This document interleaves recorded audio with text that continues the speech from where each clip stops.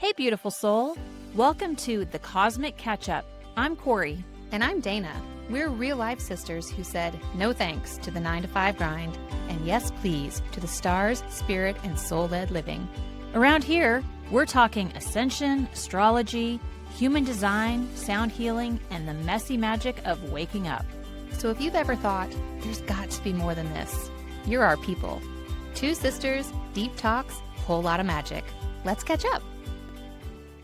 I do want to give everybody an astrology quick read because we talked a lot about astrology last week and we have a big major transit coming up. So on June 9th, which I think is like 4 or 5 days from now, the planet Jupiter is moving into Cancer.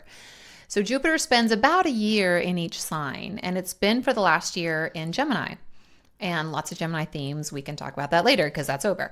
We are moving now into Cancer. Gemini and Cancer will be there for the next 12 months. So it's really good to understand that energy. Jupiter is a benefic planet, meaning it is all about good luck and abundance and expansion. And wherever Jupiter is in your chart where it's transiting, it's providing luck and opportunity. So you do want to be familiar with where it's at so you can capitalize on that. Now, collectively, we all feel the Jupiter and Cancer energy. And Cancer energy is a beautiful, nurturing energy. It's a water sign, so it's tied to its emotions. They tend to be very empathic, really caring people, compassionate people. Think of the mother energy. It's very motherly and nurturing. There is a flip side to that too, though. Like you can think of the mama bear. So they're very protective of their people to the point where they can also be a little bit more defensive and a little bit moody. So when we think about Jupiter being an expander, it can really expand our heart centers. It can expand our consciousness. It can expand our, being in touch with our emotions, our own intuition. It kind of expands our nurturing community, but it can also expand in the like the overdoing kind of energy too, to where we get a little bit more moody or we can be a little bit more on the defensive of things. So it's just important to kind of try to balance between those energies as they unfold. Now, the placement in your chart is going to be unique to each person, based on their own birth chart. But whatever house that Cancer covers, or houses, it could be a couple of houses that Cancer spans across, that's where that luck and opportunity can come in as well. So an example, I have Cancer that rules my 11th house. And the 11th house is about your community, your networks. It's about technology. So social media would live in that, like it's technology tied to your networks.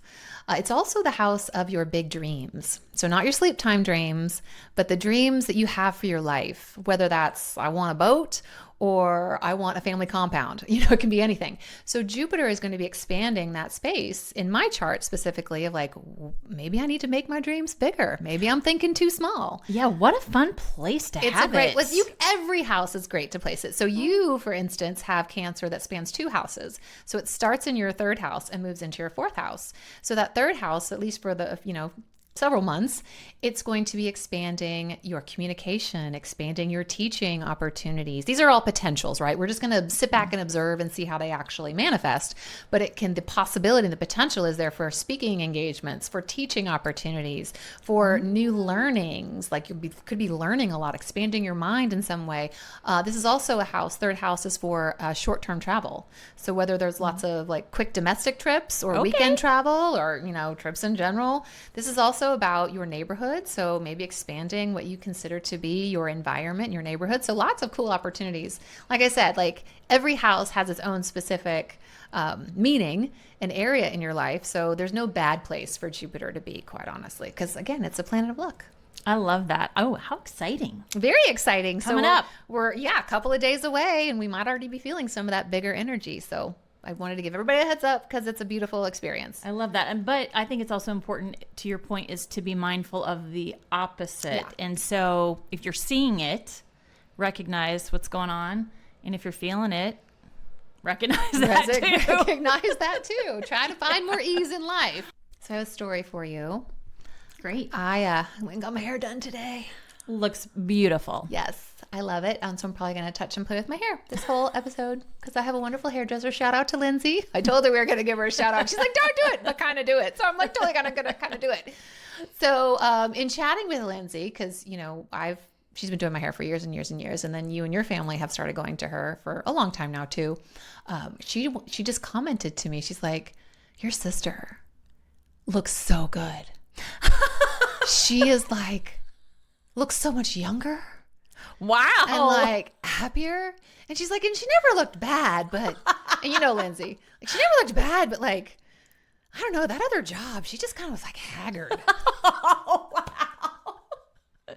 I mean, ouch, but also thank you. But not that you looked bad, but she was like, she's just so much more vibrant. And she just looks so much younger. And I was like, I know she does, doesn't she? And I was like, yeah. So, you know, just reaffirming that, you know, good life choices. I love that. Well, and she's not the first person that's actually said that. I've heard people that I run into now are like, you just seem lighter and happier and free. And I'm like, I am. This is what it feels like when you're living in your authentic self. That's right. And you're being your authentic self. And I think that's a beautiful transition into our topic today, which is human design. So human design, I never heard of it until more recently. So for anyone out there who is new to human design, who doesn't really know much about it, can you briefly describe what it is? Yeah, I think the simplest term for me is an operating manual for your soul. It helps you align with your true self, understand your energy, and can help you understand how to interact with other people. Now, human design was founded in 1987, so it's fairly young, by a man called Ra Urahu. And I won't get into the story, but there is a story and you can look it up. But it's not a belief system. And so I've had people say, well, I don't believe in that kind of thing. It's not something to believe in. It's really an experiment and a way to work with your energy and to live in more alignment. And so there are actually 4 modalities that make up human design. So astrology is one, which really brings in the planetary imprint, and it provides personality and design. And we're going to talk about the gates in a minute, but those gates show up through the planets. And then that is really, tells us the energetic flavor of your soul.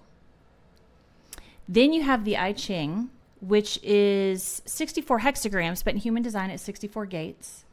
And that is the frequency of consciousness, and it brings in lessons, gifts, and shadow. So you will have a specific energy with each of those gates that show up in your chart. Then you've got the Kabbalah, which is the tree of life, and that shows your energetic pathways and channels, and so how your energy flows through your body. And you can see that in a body graph, and a body graph is much like a natal chart. It's what you read. So in human design, we read body graphs. And then finally is the chakra system, and it provides what we call the energy hubs, and each one has a theme, and it's where you can understand where your communication, your emotions, your fears, that kind of thing, that's where they show up in those hubs. So that's human design in a brief nutshell. Wow, that's a lot. And we're going to break it down because I don't know if you followed all that, but I feel like I missed a few things. Totally cool. We'll get into all those details, which I love the details. So let's talk about that. But first, I want to know what drew you to human design. Like, what called to you? Was there a moment that it clicked? Yes. So I also learned about human design through you, my wise teacher, because you had a human design reading from a friend a few years ago who was looking into it. And at the time when you shared about yourself, I was like, oh, that's really cool. But I didn't really do much with it. And it wasn't until you finished your astrology classes where I said, man, that's so cool. Like, I want to do something cool, but I don't think astrology's for me. That's really hard. And you said, well, how about human design? And of course I'm thinking, which is harder. Well, at the time I'm thinking, yeah, that's got to be easier than astrology. So, okay, let me look into it. So I went on Amazon and just started pulling up books. And there are actually a lot of books on human design. And again, never having heard of it, didn't really know what I was looking for. So was going through and reading every description of every book. And there was a woman by the name of Robin Wynn who had published 3 books. And so when I pulled up the descriptions, they resonated with me. And I thought, okay, I feel like this is something that I can understand because of the way she was articulating it. So I bought all 3 of her books, and I just started from the beginning, and all summer I read through every single one. And after each one, I was like so fascinated, and I thought, how do I get more and more information? And some of it I didn't fully understand, but again, processing and thinking, this is really cool. And so there are free places you can pull a body graph. I think mybodygraph.com might have been where I pulled mine. And so I kind of had that set aside as I'm reading and trying to process and understand it. But by the end of the summer, I was finished with her book, and the back page had a comment of, if you're interested in learning more, reach out to me. And I thought, okay, this is interesting, but okay, what do I have to lose? I'm going to do it and see what happens. And I think Robin called me within 24 hours, and we had a chat about her offering, and she was doing an intensive 5-6 month, I can't remember exactly what it was, but learning on human design. And I said, well, let me think about it, because I also recognized it was a time commitment. I'm working full time, kids, etc. So I just sat, and unbeknownst to me, with my emotional solar plexus, which is where I make decisions, I was grateful that I did sit with it versus making a rash decision. And I think I took maybe 2 weeks, and I got back to her and said, I'm in. So jumped into that, met some amazing ladies. I think there were 12 of us. Then we'd meet every week and learn about each of the sections of human design. And the more I learned, the more I was just obsessed with it. So I don't know if there was a moment that it clicked, but I knew when I found it, it was for me. And I said, I have to do this. I cannot get enough of this. And the more I was learning about it and really taking what I learned and applying it to me and my body graph, I was just astounded at how accurate the information was. And my mind was blown. Very cool. Like you just kept following those nudges. Yep. Kept pulling you forward, and let's do the next thing, and let's do the next thing. So when did you realize, or when did it kind of become that you wanted to be a coach? Like, not just learning this for yourself and for your family and how to read a graph, but like, now I want to share this information with other people. Like, when did that happen?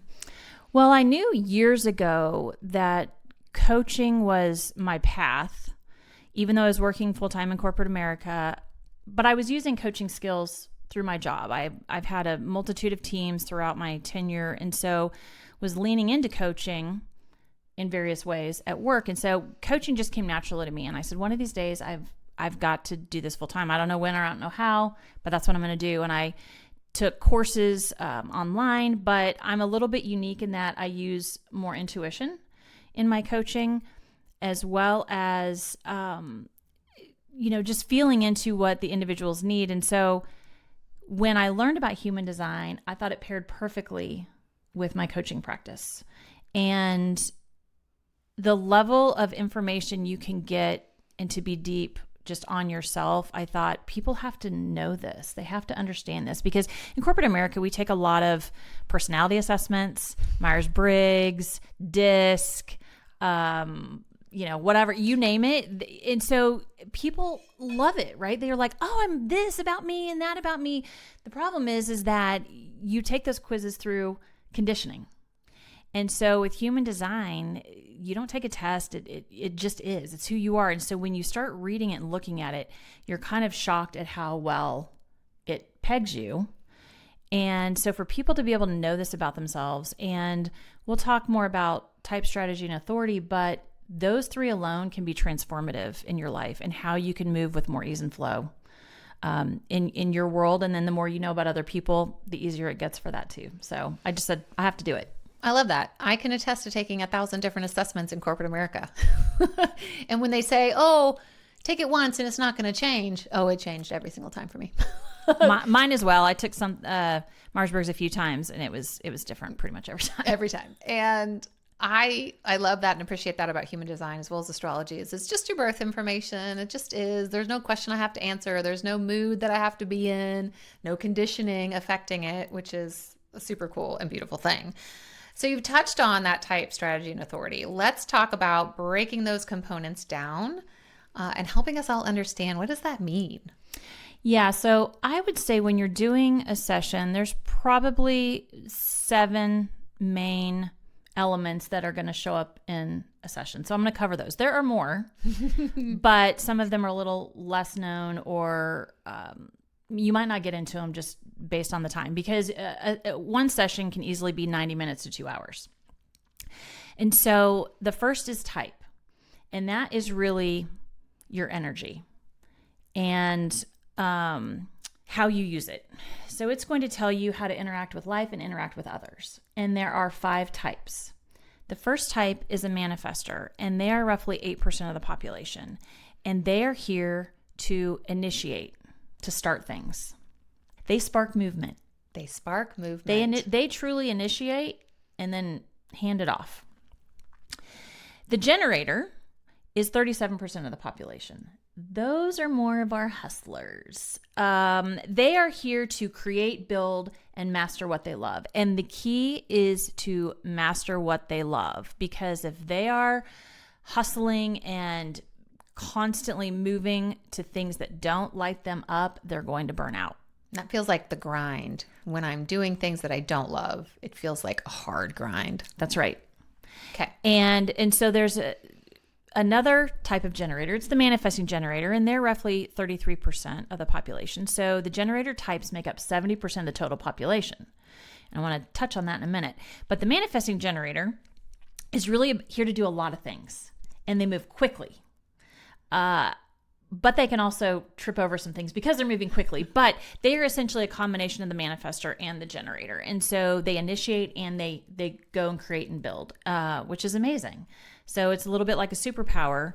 And I think sometimes those manifesting generators kind of assume everyone has the powers that they do, and they don't. So that can also be kind of trippy, especially when you're in corporate America. Then the projector, which is me, I'm wearing my projector shirt, is 21% of the population. And projectors are here to guide and use their wisdom because they can see the big picture. And so they're really here to help those generator types with the projects that they're doing, but by guiding them through wisdom and insight and helping them get to the finish line. They are actually not here to work 9 to 5. That's too much of a grind. They do not have consistent energy to get them through. And so I can speak from experience as a projector in a corporate environment that is very, very challenging. And to try and keep up with all the man-gens and the generators, I was burned out all the time, which is probably why I quit without a job, and reasons that I was just like, I've stayed too long, I'm tired all the time. The last one is the reflector. And it's less than 1% of the population. And the reflector is truly very, very unique. They do not have consistent energy at all. And they are here to mirror the health and the well-being of the community. Interesting. Yes. So amazing. The next thing is strategy. So with each of those types has a strategy. So you say, okay, I am a manifestor. That's the how. How do I move with more ease in the world? And their strategy is all about informing. And I won't get into every strategy, but each one is very specific to the type. And so once you understand your type and strategy, it's really important to practice that. And you'd be surprised at how easily things shift for you. I love that you said practice. I think all of this is a practice. Because we have been kind of conditioned to make snap decisions or think on the fly. And when you practice your strategy, as you said, things go much smoother. Yeah, the strategy actually teaches you to wait. And several of the types have waiting as part of their strategy. It's for different things, but they need to wait. I think the manifestor may be the only one that is really there to start things. Everyone else kind of has to wait to see how it goes. Wait till something gets started. That's right. Well, there's the wait to respond. There's the wait for the invitation. There's the waiting for a lunar cycle. So there's waiting.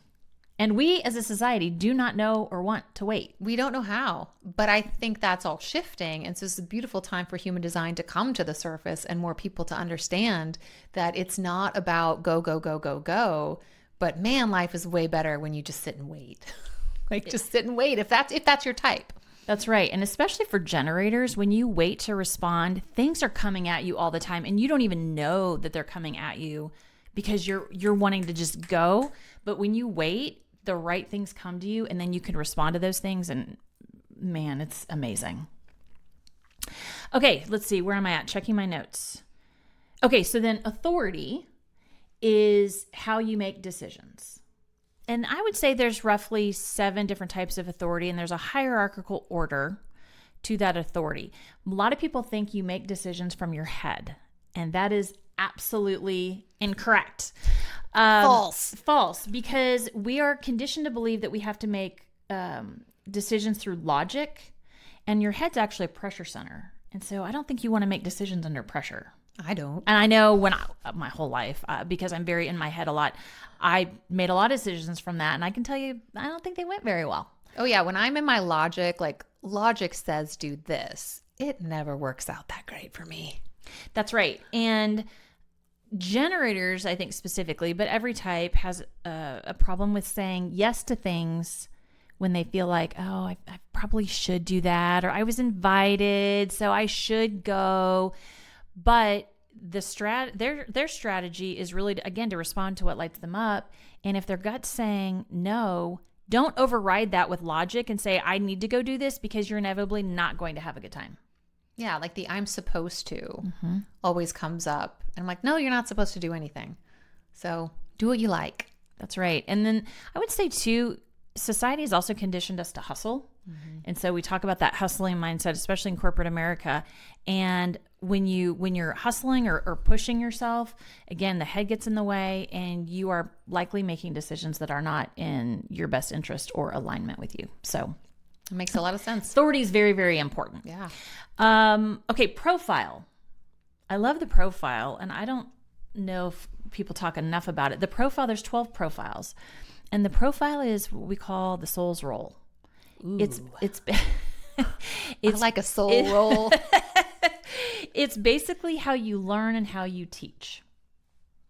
And so again, and we'll talk about me pretty soon, but it's fascinating once you understand your profile. I think a lot of things make sense. Sorry, squirrel. Soul roll sounds like sushi.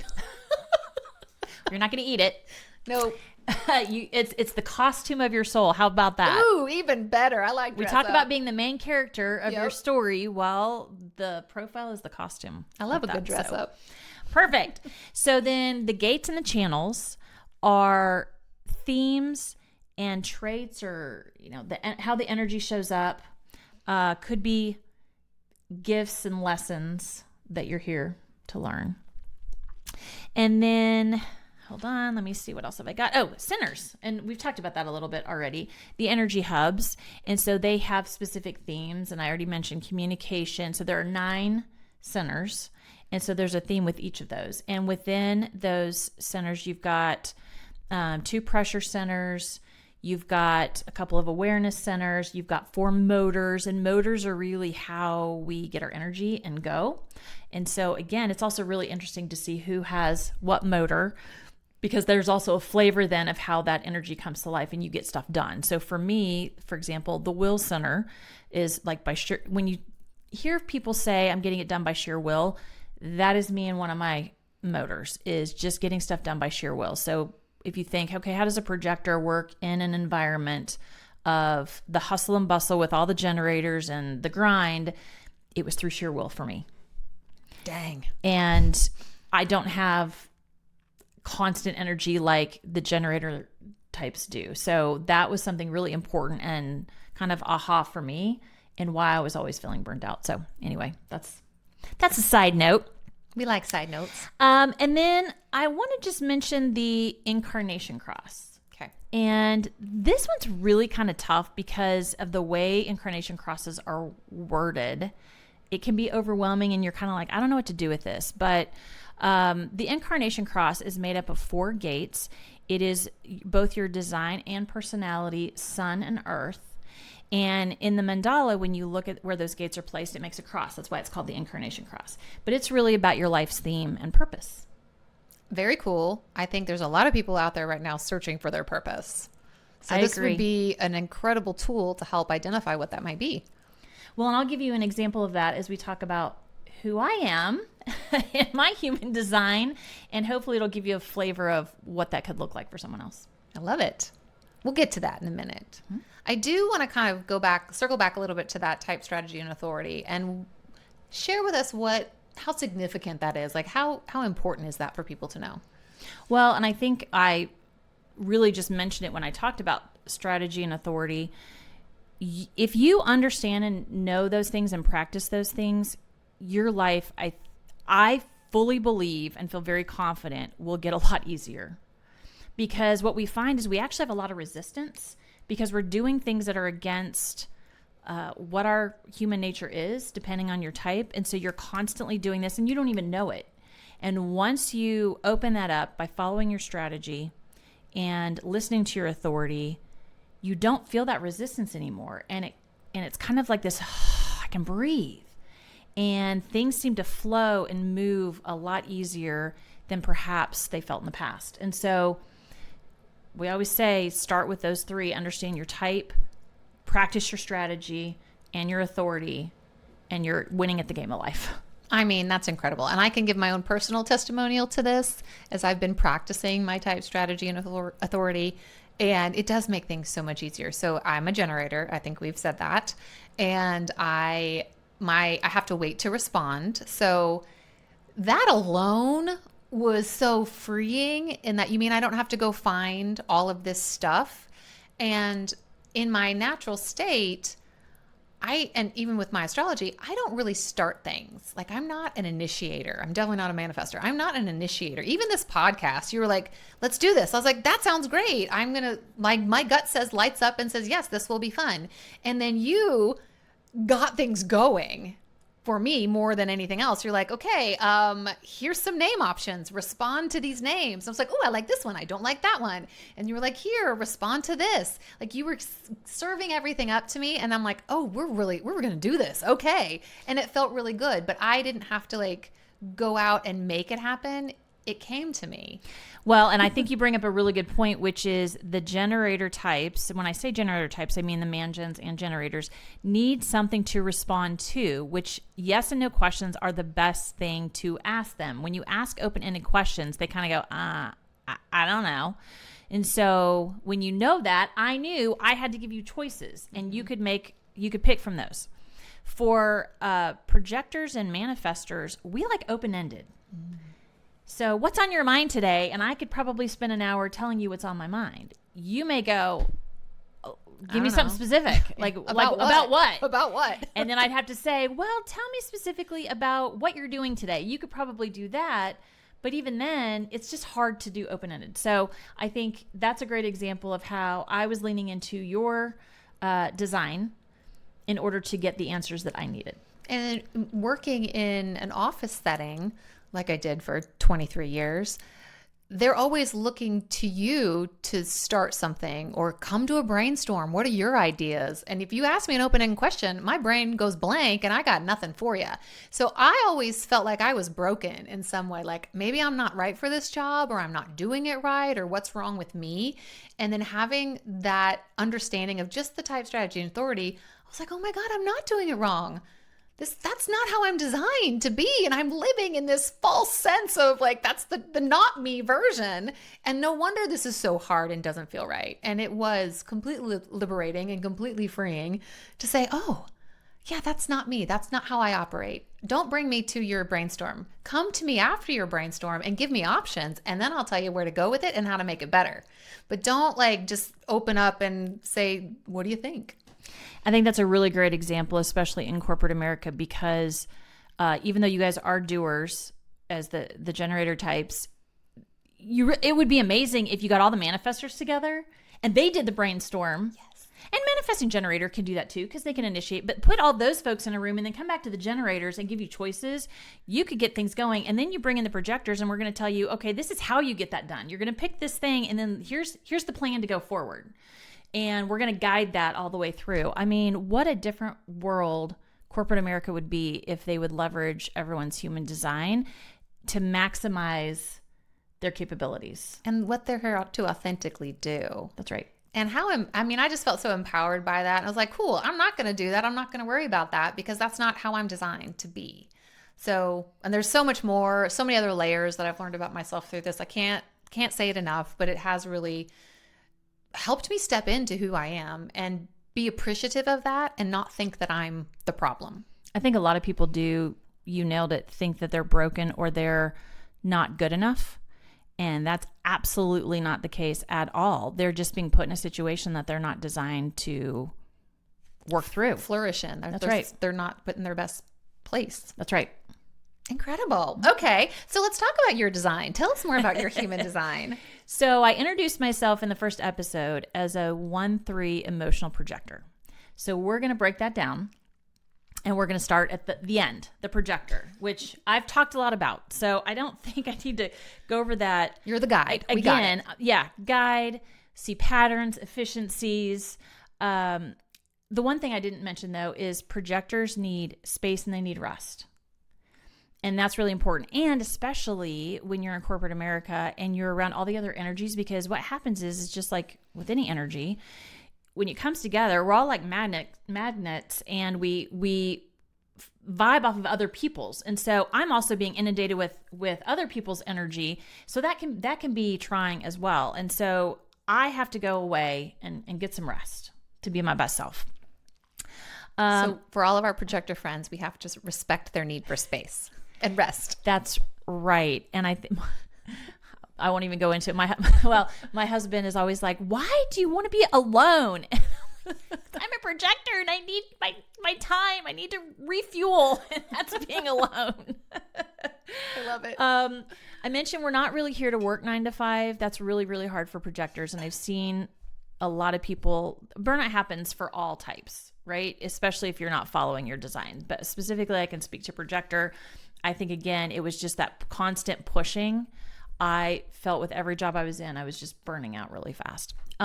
Projectors are deeply intuitive, and we are designed to be recognized for our wisdom. You're so fancy. You're so wise. Well, for everyone who says, ooh, I want to be a projector, it's also hard because we have to wait for an invitation. And that was what I was not doing most of my career. And so I was very bitter because I would say amazing things and I would have great advice. And I was either ignored, not heard, not seen. Or somebody else said the same thing and got recognized for it. And that has happened. And that is the projector's not self. Because I was so quick to jump in and tell people, oh, I do this or whatever, because I could see it. They looked at me like I was crazy. And I can tell you at my last job, we were looking at a reorg, and I had this idea of how we could reorg, and I felt really good about it. And I got a few people on board, but the broader group was not ready. They did not align to it. And guess what? 3 years later, they did it. Mm-hmm. But I didn't get credit for it. Because you weren't asked. Correct. So it's being able to take a step back and recognizing when is it my time and when is it not? Because projectors also have really good insights that maybe people aren't ready to hear yet. That's very true. You have to be ready and open to hearing it. That's right. And that's why you have to wait for that invitation, because when you're invited, then you know people want to hear it. Then it's very important because projectors also thrive on that recognition. And you get that when you are invited and you give your great idea. They're like, oh, that's so amazing. I love it. And then you're like, oh, I feel so good. Right? And so there's this whole process. So learning that about myself was life-giving in the sense of now I understand why I was being ignored all the time, and how then the tool that I could use in order to avoid that in the future. Okay, let me see. Where was I at? Okay, emotional authority. And if for anyone who's ever been told, gosh, you're so emotional. Well, you know what? Over 50% of the population has emotional authority. And Dana's also emotional authority. So no surprise there. But what that means is you have to wait for clarity. So it's about riding the waves. So when you think about emotions, you have emotional waves, right? And let's say I'll use an example of, I say, Dana or vice versa, she asked me, hey, let's go to Hawaii. And I'm like, oh, yeah. And I say, sign me up. Well, guess what? I didn't check my bank account and I'm actually in the negative, but now I've committed to this thing. And I'm like, well, shit, I can't do this. So I should have sat with it, waited, and processed, much like I did before I jumped into the human design cohort. It was like, let me take a minute and just see, is this really for me? Do I want to put in the expense? What does this look like? Do I feel the calling? And so, of course, it can happen on the flip side too, when there are not so great things happen and maybe you're in a state of frustration or anger and you make a call. And I can honestly say my whole life I've jumped the gun and made some bad decisions because of that. And I think we can all say that. So it's really, really important when you know you have an emotional authority to just pause. Well, and I think it's beautiful to know the authority of the people around you too, because then you can give that person space. So I had sent to you, I was like, hey, there's this conference that I think would be really cool if we went to it. And here's the information.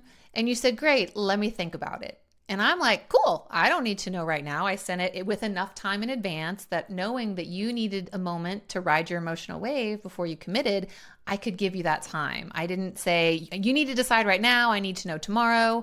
Like I made sure there was space in there for you to have that time you need to make your decision. So just knowing that about the people in your life is so empowering as well. And then there's no friction between us. I'm like, cool, she's going to take a couple of days or however long she needs, and she'll get back to me when she's ready.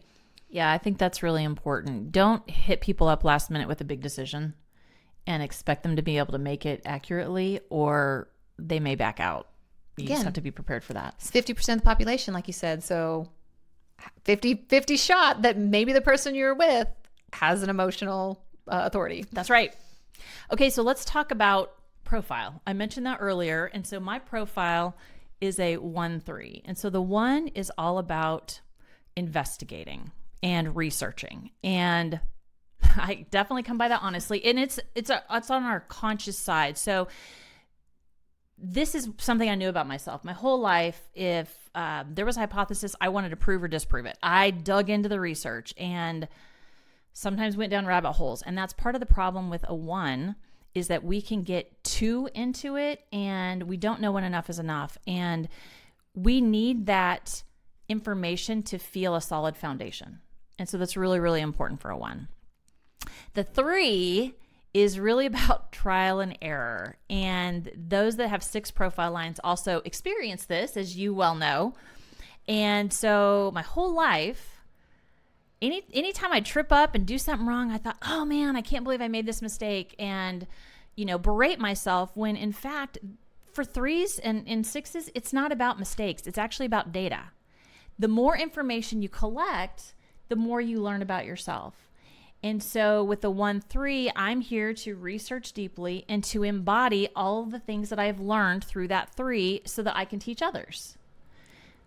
I think that's beautiful, especially in the sense of it's really easy to criticize ourselves for mistakes we've made, to judge ourselves for any kind of mistakes. I mean, I definitely am guilty of that. But then if you know that's part of your profile, you're like, oh, I'm supposed to make mistakes. There's no need to judge myself because I learned something from that experience and now I have that data and I make different choices in the future. So again, another freeing way to let's not get down on ourselves or be conditioned by you have to be perfect. The 3 and the 6 is not meant to be perfect. That's right. And I think that's beautiful. Yeah, it was very freeing. And I had this, that makes so much sense. The 3 is unconscious. So I had to think about it. I was like, do I do that? And then once it kind of hit, and I said, oh, good Lord, yes, I had a lot of trial and error in my life. But I also think that's what helps make me a good coach. Because Definitely. when people come to me, I can say, well, I did that. And let me tell you how that worked out for me. So I have a lot of life experience that I can articulate to those that need that support. Well, wisdom came from all of that. Absolutely. I have to clarify, no one's meant to be perfect. But just knowing that 3 and that 6 is designed to have mistakes. Yeah, I think, yes, very true. And then I mentioned earlier, while I didn't say it in my title, when I said I'm a 1-3 emotional projector, I do want to talk about the incarnation cross because, again, it feels a little, I don't know what to do with it, especially when you hear about it and read it. Nebulous. But I'm going to give you mine, and hopefully it will help make sense. So my cross is the right angle cross of explanation. And what that means is that I am to spark revolution by sharing uncommon, visionary insights that challenge old emotional and social structures. I mean, that's powerful and deep. So, and I can tell you, when I look back, I absolutely tried this in corporate America. I would say I could be quite controversial. And you know that. I do know this. I witnessed it and seen the stories. And I'm not here to conform. I am here to spark that revolution. And I am here to speak my truth. And a lot of people don't like that. So I was not a fit for corporate America, yet I spent 27 years trying to fit in. Trial and error. That's right. So here we are, fast forward, and now look, we're doing a podcast. We're sharing our truth. Revolutionary truth. We're speaking what some people might think is crazy, but that's what I'm here to do. So I am finally following my soul's purpose, and it feels really good. And that's not to say that when you learn what your incarnation cross is, that you have to quit your job or that you have to be an entrepreneur. That doesn't mean it at all. Like I said, you can leverage your incarnation cross at your job, whatever it is you're doing. Anything you're doing. But understanding it helps you align to, are you in the right role in this organization that allows you to do that thing? So it might just help you make tweaks here and there, or like me, it's a complete slap upside the head and get on your way because you need to be doing what you're supposed to be doing. And you're on the wrong path. That's right. You cannot do it here. So get going. And so here I am. I mean, that's a beautiful example of all these elements of human design. I think I picked the best profile of all of them, but that's just me. Well, and when Dana says picked, we do pick before we come to this earth. So subconsciously or unconsciously, at the time, my soul picked it. Your soul picked it. So, and again, there's not a good or bad. Nothing is good or bad. No, I just mean that I'm like, I'm here to hang out with my friends and like be a queen. Well, she's got the 4-6 for those that are in human design. Oversimplified. So oversimplified, but there are great things to learn and to teach with each profile. That is very, very true. Oh my God, I love it. Okay, we're going to move on to people who are learning about human design, learning about themselves. What are some common aha moments people experience when they're first getting into this? I think there's actually just a lot of relief where it's this, that makes so much sense. And now they have the freedom because they felt like they were going against the norm and it was uncomfortable for them. But when they realized how they were designed, it was this permission slip to be authentic and to be true to who they are. And that I think is a beautiful thing because we fight upstream too much, right? And so to have that, to remove that barrier, I think was really life-giving for a lot of people. There are a few people, though, that say, that's not me at all. And to that, I would say, well, that's probably conditioning. So you might want to dig in and see why you don't feel that that's you and work through some things. That's good. That's a good tip. Are you trying to think? I'm trying to process my own stuff. I'm like, oh, yeah, no. Shadow work later. That's right. So there's a lot to human design. And I think you've described kind of the main components very succinctly for people. So how does someone just start practicing living their design? Where should they start? Well, I, of course, always recommend having a human design session because you're going to have someone who's more well-versed in reading a chart and understanding what the chart means to give you context and answer questions, because inevitably questions come up when you're looking at certain things. And they can also prompt you to recognize, is that gift, shadow? Are there specific lessons? And so it's more of a conversation. You can do it by yourself. You can go to my body graph and pull a body graph, and then, you can use Chat GPT, but I will tell you, it has not quite figured out all of the pieces of human design. And I can tell you, when you I put my incarnation cross in, it had the wrong gates.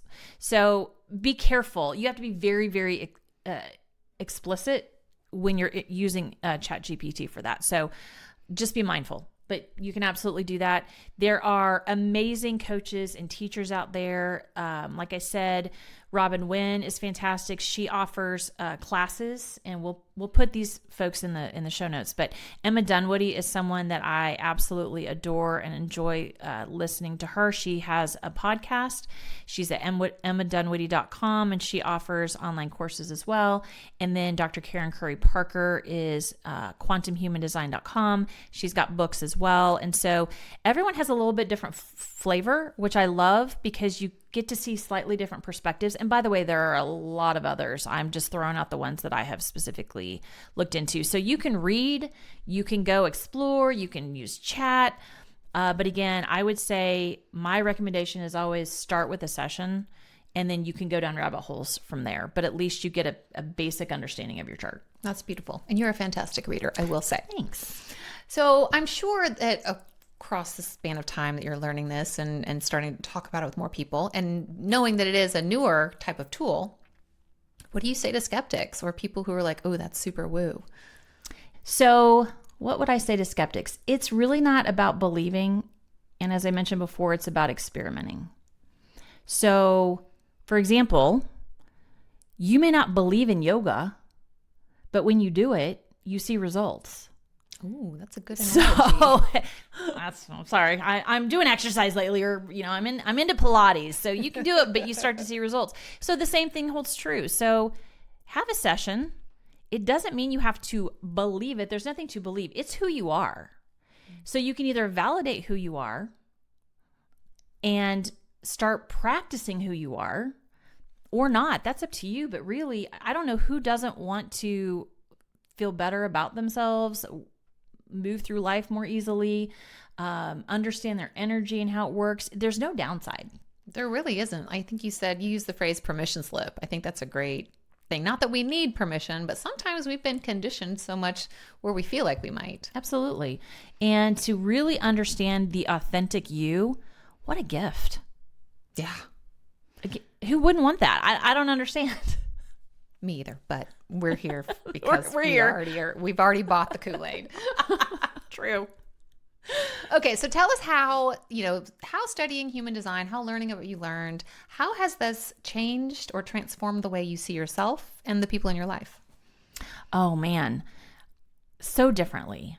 And anytime I look at a chart, I think I get an automatic smile on my face because I have this moment of, I see you.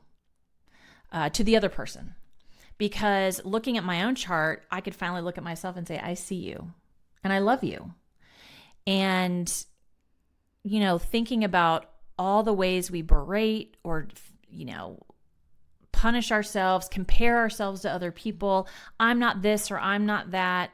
I'm not good enough here. Why do I not know these things? And then to be able to see it for the beautiful thing and the way God created us, it's like, I'm pretty awesome, and that feels really good because for so long you're like, and to have that feeling is awesome. And like I said, when I see other people and knowing my husband and my kids, I will say I'd like to think I have more tolerance when my youngest son is constantly saying, I forget. I don't remember that. And you want to just strangle them because you've said it 3 times. Well, he has an open head najna, which that's not gonna mean anything to you guys, but I can tell you when I look at that and go, well, he comes by it honestly. So I need to have a little more patience and I need to figure out something versus telling him I need to write it down. He's also a visual learner. So maybe I need to craft a cartoon that would show taking out the trash and then he would get it, But knowing things like that about your kids, your spouse, your coworkers, my previous job, 50% of my team were projectors. And so knowing that also helped me recognize they're going to burn out fast. So how can I make sure and use their energy wisely and also listen to them? They are projectors. They know. Invite them. And knowing that everyone on the leadership team, we're generators and manifesting generators. So I'm thinking I am a fish out of water over here. I am the odd man out. But I recognize that they have this everlasting energy. And so I was never going to be able to keep up, right? So it's then giving myself permission and forgiveness. And again, being able to stand in who I am and feel good about it, not feel bad. I Because I mean, think too often we feel bad about ourselves. yeah. As you said, no downside. Yeah. No downside to knowing this. Yeah. Cool. Okay, I want to know if there's any myths or misconceptions about human design that drive you nuts. I don't know if they drive me nuts. I get a little chuckle. I think so. Anytime I do a session, I always try and ground people in the 5 types. So I send them just a quick synopsis of here's each one. And so sometimes I get people that come in and they're like, ooh, I hope I'm a manifester. Or, ooh, I want to be a man-gen. And so when they find out their type and it's not the one they hoped, there's a little bit of, but that's not the cool one. And it's important to know that every single type is important. It is sacred. It is critical to how we all interact and work together. And there is a specific reason they chose that design, lessons for them to learn and to embrace it. And I think we're good examples because when you find out you're a generator, you're like, I love being a generator. What I heard, so what some people hear about the generator is you're the doer, and there can be a negative connotation to that. What I heard is do what you love. And I was like, oh, only the stuff I like? Well, crap, I'm doing this all wrong. I'm doing everything I don't like. Then yeah, I'm just going to do the things I like. Like that's what I heard was do what you love, do what you like. It wasn't like be the doer. So I think it's all in how you hear it. And I heard the love and the like thing. I'm like, I'm just here to have fun. Well, I'm definitely doing this wrong. So let's start having fun. I'm having a lot more fun now. But yeah, like that's what I heard. So I think it's all in your perception and how you hear things. So for me, it was the big relief. And like, I love being a generator because I'm just supposed to be having fun. Well, and it's not, yes, we say that a lot. They do, but they build. Yeah, I'm a builder. And it's building what you love. You're building your business. Yes, and we did talk about this. You still have to do things maybe you don't love.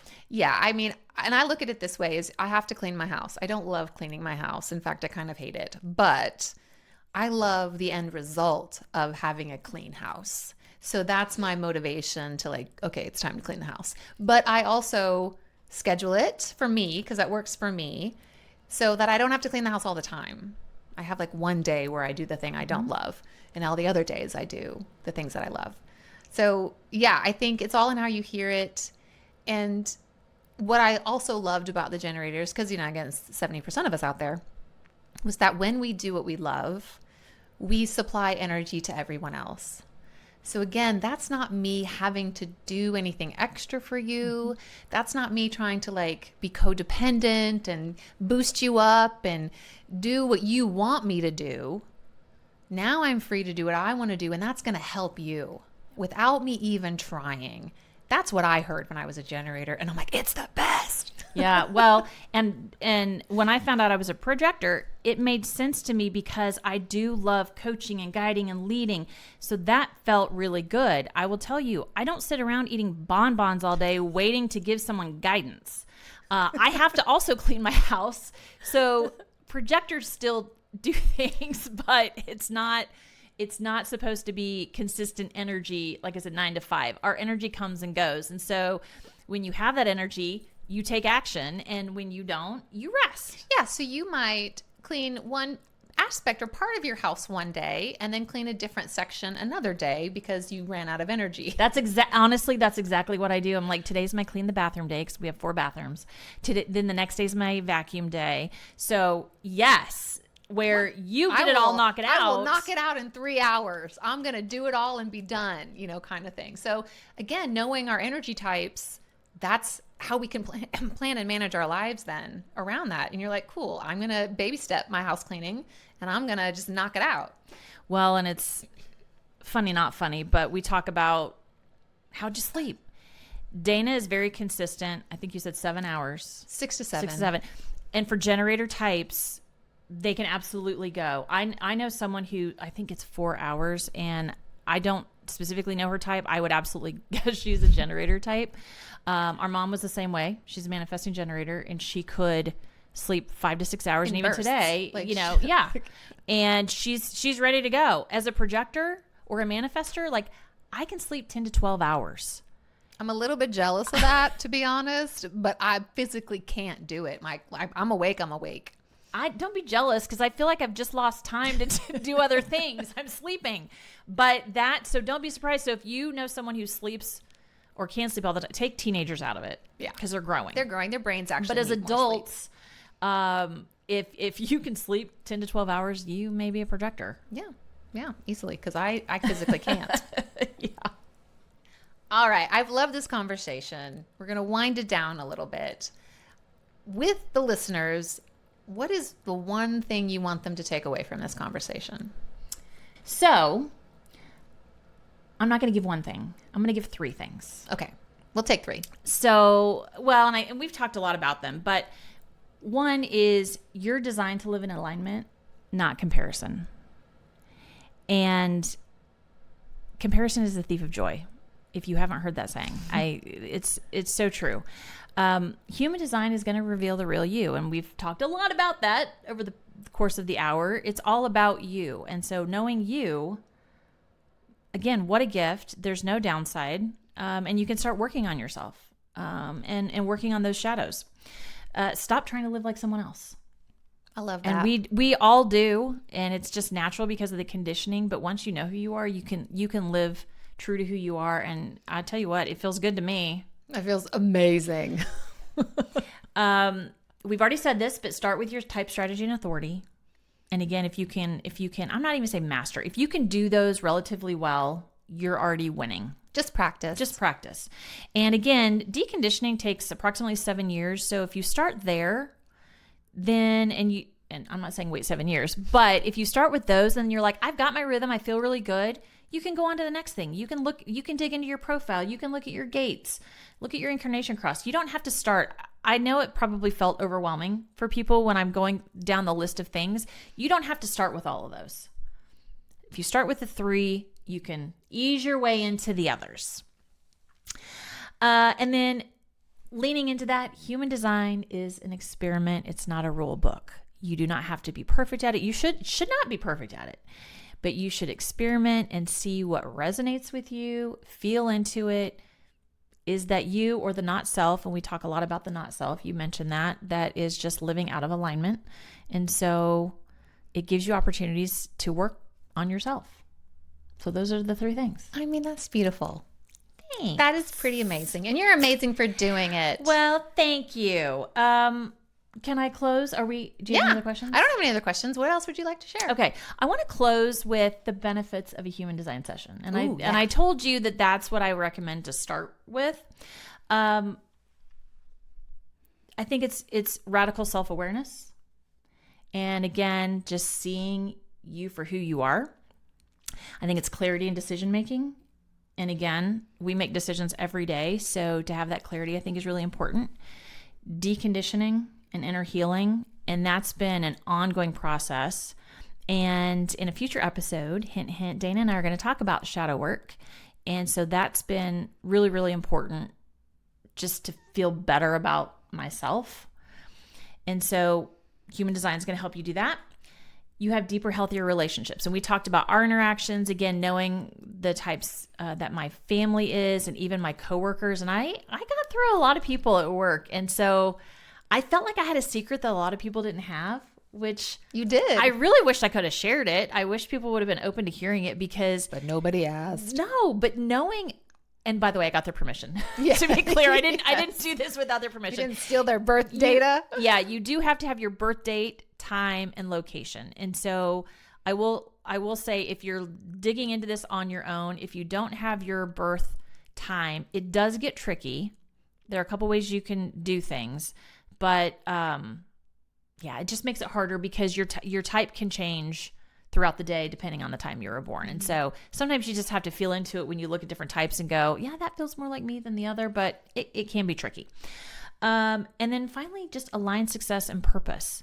And like I mentioned with my incarnation cross, I really feel like I'm living my soul purpose for the first time in 50 years. So for me, that feels really good. And it makes me so happy. And as Lindsay had said, she sees the difference in me. Mm-hmm. It's because I feel like I'm truly living my design. And it just feels really good. I mean, that's incredible. Who wouldn't sign up for one of these? I don't know. I think, and again, I think people just think it's either hooey or they don't understand it, which hopefully now you have a good sense of what human design is. And there are a ton of human design coaches. So if you want to see someone in person, you can, check locally. Social, there's a ton of people. You just type in human design, you'll probably find a lot of social posts. I will see people in person, and I will do remote. So you can check out my website. And if you are interested in just learning more, we can have a chat. So cool. So cool. All right. Do we have a few minutes to wrap up this episode? As we're at the beginning of June, I'd love for you to give us a little quick June energy reading. No pressure. Sure. Do you have the cards? On the spot. They are over there. Okay. Let's see what we got here. Energy for June. Oh. Collective. A couple just jumped out.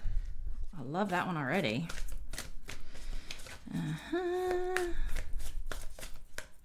Well, maybe nothing wants to pop out. It might be the one. Or we'll just pull from the middle. However, we're trusting that it's all divinely guided. One. And am I loving this? Collective reading is looking good. Okay, guys. Can't make it up. So we've got illumination. We've got success. And we've got miracles. And so when I look at these cards, I think for the collective, there's going to be a lot of information that comes pouring out this summer. And I say information, but it really is to illuminate things that either have not served the collective or are just been hidden for a really long time and need to be exposed. So be mindful of that if you listen to the news or hearing certain things. And it's very important to use discernment and your own intuition to know whether or not it's true. And it's easy, and especially if you're an emotional authority, you even may have emotions and you immediately jump to conclusions. Sit with information and see how it feels in the body and resonates. These other two cards, success, to me, again for the collective, is through this illumination, it's going to be successful for, I'm gonna just keep it to the United States. Sure. It's going to feel like we're winning. And to use a political term, I'm sorry, but it feels like we're winning. We will feel success in whatever that looks like, and you will feel successful. And the third one, miracles, and I love, it's got a double rainbow. I just think there's such a bright future ahead for us. And it's important through this illumination to don't lose sight of the little miracles. It doesn't have to be big, but look for it. I think we sometimes are so in our own worlds, we forget to see what's right in front of us. And I think whether it's a butterfly that floats by, or there might literally be a rainbow, or whatever it is, there are small miracles that happen in each of our lives. And to recognize and see those and be grateful for just getting to see that little miracle. And to me, it's also it's like a little kiss from the heavens when those miracles come in and they tell you to keep going. And that's what's going to drive your success, people. That's what I got. Fantastic. Yay. Thank you for that energy reading. Absolutely beautiful. Welcome. And we're going to keep trying to do these every episode if we remember. No promises. We'll try. No promises. But it's fun. But I like it. And that was a beautiful reading. Fantastic. Well, thank you. And thank you for letting me talk about human design today. And I hope you guys found it interesting. Again, I could talk about it for hours. I love it so much. And hopefully, if you decide to get involved in it, you will love it too. And you'll find a lot of rabbit holes to go down. Just like astrology, we'll be sprinkling in human design throughout this podcast as well, because it is passion and it is, I think, a beautiful tool to understanding yourself. And we want to get people excited about it. So go to that mybodygraph.com and just get familiar with the terms. Look at your design. Your own design. Absolutely. And what's kind of exciting is on our next episode, hint, hint, we're going to talk about ascension. And there are some specific human design predictions that ladder right into that ascension. So I'm really excited to blend the conversation and continue talking about human design then too. So and astrology. And astrology. Yes, it all comes together. It's awesome. Fantastic. Well, thank you for joining us today, and we hope to see you next time.